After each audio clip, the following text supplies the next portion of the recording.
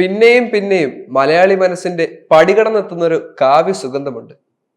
പൊഴിഞ്ഞു പോകാതെ ഓർമ്മയിൽ പൂത്തു നിൽക്കുന്ന ഗാനപുഷ്പങ്ങൾ പരത്തുന്ന സുഗന്ധമാണ് അദ്ദേഹം. ഇനിയും എത്രയോ ജന്മങ്ങളിൽ മലയാളികളെ തേടിയെത്തുന്ന, അവർക്ക് അത്രമേൽ ഇഷ്ടമായ ഗാനപ്രപഞ്ചം തീർത്ത സുഗന്ധം ഗിരീഷ് പുത്തഞ്ചേരി. പാടി പൂർത്തിയാകും മുമ്പേ മലയാളികൾക്ക് വിട വാങ്ങേണ്ടി വന്ന ഒരു അതുല്യ കലാകാരൻ. എന്നാൽ ഇന്നും മലയാളി മനസ്സിനെ ആർദ്രമാക്കുന്നുണ്ട് ആ പൊൻവേണുവിന്റെ മൃദുമന്ത്രണം. എഴുതിയ ഭൂരിഭാഗം ഗാനങ്ങളും ഹിറ്റാക്കിയെന്ന സൗഭാഗ്യമാണ് ഗിരീഷ് പുത്തഞ്ചേരി എന്ന ഗാനരചയിതാവിന്റെ മാറ്റുകൂട്ടുന്നത്. മലയാളികളുടെ ചുണ്ടിൽ എന്നും ഓടിയെത്തുന്ന പാട്ടുകളിലൂടെ അനശ്വരനായതിനാൽ വീണുടയുകയില്ല ആ സൂര്യകിരീടം. പാട്ടുകാരെത്ര മാറി വന്നാലും അദ്ദേഹത്തിന്റെ തൂലിക ഇനിയും ചലിക്കണമെന്ന് ഓരോ സംഗീത പ്രേമികളും ആഗ്രഹിക്കുന്നുണ്ട്. ഒരു തലമുറയുടെ തന്നെ പ്രണയവും വിരഹവും സന്തോഷവും സന്താപവും ജീവിതവും എല്ലാം അദ്ദേഹം വളരെ ഹൃദയത്തെ തൊട്ടുണർത്തി മാന്ത്രിക വിരലിൽ പകർത്തി. എത്രയോ ജന്മമായി തേടിയ ഒരാളാണ് മലയാളത്തിന് അന്ന് കിട്ടിയത്. 344 സിനിമകൾക്ക് വേണ്ടി 1558 പാട്ടുകൾ, ആൽബം ഗാനങ്ങളും ഭക്തി ഗാനങ്ങളും വേറെ.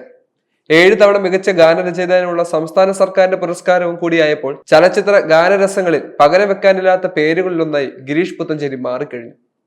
കഥാകൃത്തും തിരക്കഥാകൃത്തുമായി സിനിമയുടെ മറ്റു മേഖലകളിലും സുവർണ ലിപികളിൽ കൊത്തിവെക്കപ്പെട്ട അദ്ദേഹത്തിന്റെ പേര് ഇപ്പോഴും മലയാളികൾ മറക്കാതെ കാതോർക്കുന്നു. കോഴിക്കോട് ജില്ലയിലെ ഉള്ളരിക്കടുത്ത് പുത്തഞ്ചേരിയിലെ പുള്ളിക്കുൽ കൃഷ്ണപ്പണിക്കരുടെയും കർണാടക സംഗീതക വിദൂഷിയ മീനാക്ഷി അമ്മയുടെയും മകനായി 1961 മെയ് ദിനത്തിലാണ് അദ്ദേഹം ജനിച്ചത്. ജ്യോതിഷം, വൈദ്യം, വ്യാകരണം തുടങ്ങിയ വിഷയങ്ങളിൽ പണ്ഡിതനായിരുന്നു പിതാവ് കൃഷ്ണപ്പണിക്കർ. സർക്കാർ LP school Puthancheri, Modakkallur AUP school, Palora secondary school, government arts and science college Kozhikode എന്നിവിടങ്ങളിലായിരുന്നു അദ്ദേഹത്തിന്റെ പഠനം പൂർത്തിയാക്കിയിരുന്നത്. പുത്തഞ്ചേരി ഗ്രാമത്തിലെ ബാലസഖ്യത്തിലെ സജീവ അംഗമായിരുന്നു അദ്ദേഹം. ചെറുപ്രായത്തിൽ തന്നെ മലയാള സാഹിത്യത്തിന്റെ ആരാധകനായി. പിന്നീട് സാംസ്കാരിക കൂട്ടായ്മയായ ചെന്തര പുത്തഞ്ചേരിയുടെ നാടകങ്ങൾ രചിക്കാനും സംവിധാനം ചെയ്യാനും പ്രാപ്തനാക്കിയത് ഈ അടിത്തറയായിരുന്നു. 14-ാം വയസ്സിൽ ആദ്യ കവിത ചെന്തരയുടെ മോചനം എന്ന മാഗസിനിൽ പ്രസിദ്ധീകരിക്കുകയുണ്ടായി. പഠനകാലത്ത് Kozhikode Akashvani, HMV, Tharangini, Magna sounds എന്നീ റെക്കോർഡിംഗ് കമ്പനികൾക്ക് വേണ്ടി ലളിതഗാനങ്ങൾ എഴുതിക്കൊണ്ടിരുന്നു. അങ്ങനെയാണ് അദ്ദേഹം ഗാനരചനാ രംഗത്തേക്ക് ചുവടുവെച്ചത്. 1990-ൽ UV രവീന്ദ്രനാഥ് സംവിധാനം ചെയ്ത എൻക്വയറി എന്ന ചിത്രത്തിലെ ഗാനങ്ങൾ എഴുതിയാണ് സിനിമയിലേക്ക് കടന്നു വരുന്നത്. ജന്മാന്തരങ്ങളിൽ എന്നതടക്കമുള്ള അതിലെ ഗാനങ്ങൾ പക്ഷെ വേണ്ടത്ര ശ്രദ്ധ നേടിയിരുന്നില്ല. പിന്നീട് 1992-ൽ ജയരാജ് സംവിധാനം ചെയ്ത ജോണി വാക്കറിലെ ഗാനങ്ങളിലൂടെയാണ് അദ്ദേഹം സംഗീത പ്രേമികളുടെ മനം കവർന്നത്.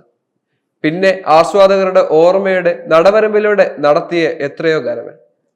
രവീന്ദ്ര മാഷും വിദ്യാസാഗറും MG രാധാകൃഷ്ണനും M ജയചന്ദ്രനുമൊക്കെ വരികളുടെ ആത്മാവ് നഷ്ടപ്പെടുത്താത്ത ഈണങ്ങൾ കൂടി പകർന്നതോടെ കരഞ്ഞപ്പോഴും കരയിച്ചപ്പോഴും മലയാളികൾ അവ ഏറ്റുപാടുകയുണ്ടായി. മഴവില്ലഴക് തൂകുന്ന ആശയങ്ങൾ തൂവൽ പോലെ മൃദുലമായ വാക്കുകളിലൂടെ ഏത് സാധാരണക്കാരനും മനസ്സിലാകുന്ന രീതിയിൽ അവതരിപ്പിക്കാൻ കഴിഞ്ഞതാണ് പുത്തഞ്ചേരിയുടെ വിജയത്തിന് കാരണം. വിദ്യാസാഗറുമായി ചേർന്നുള്ള ഒരു രാത്രി കൂടി വിടവാങ്ങവേ, എത്രയോ ജന്മമായി, ആരോ വിരൽ മീട്ടി, കണ്ണാടി കൂടും കൂട്ടി, കരിമിഴിക്കുരുവിയെ കണ്ടില്ല, രവീന്ദ്ര മാസ്റ്റർ അനശ്വരമാക്കിയ ഹരിമുരളീരവം, മൂവന്തിത്താഴത്തിൽ, കാർമിൽ വർണ്ണന്റെ ചുണ്ടിൽ, സൂര്യകിരീടം, ഇന്നലെ എന്റെ നെഞ്ചിലെ, അമ്മ മഴക്കാറിന്, അങ്ങനെ തീരാതെയുള്ള നിരവധി ഗാനങ്ങൾ, മലയാളികൾ ഇന്നും ആവർത്തിച്ചു പാടുന്ന അനശ്വര ഗാനങ്ങൾ.